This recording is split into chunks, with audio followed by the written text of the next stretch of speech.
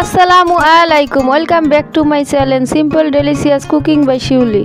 Hello বন্ধুরা, আজ আমরা তৈরি করব শালগম ও গরুর মাংসর সুন্দর একটা রেসিপি।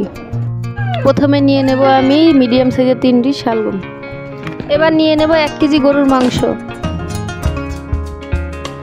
শালগমগুলো আমি সুন্দর করে এরকম সাইজ করে কেটে নেব। এবারে একটা হাঁড়ি নিয়ে দিয়ে দেব ধুয়ে রাখা গরুর মাংস। এবার দিয়ে দেব 2টি কাটা টমেটো,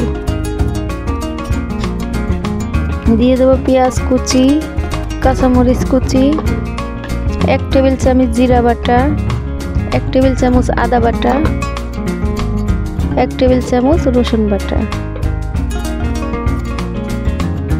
এবার দেব স্বাদ মতো লবণ, দিয়ে দেব 1 টেবিল চামচ মরিচের গুঁড়া, 1 টেবিল চামচ হলুদের গুঁড়া,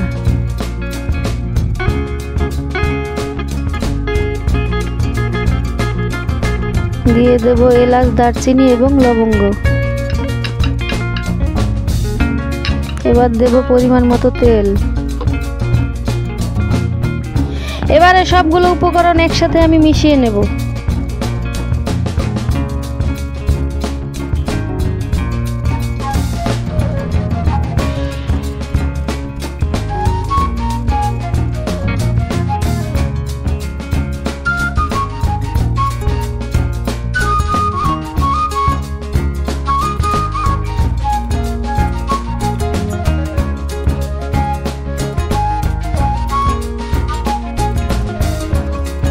তৈরি হয়ে গেল আমাদের সুস্বাদু মজাদার শালগম ও গরুর মাংসের রেসিপি।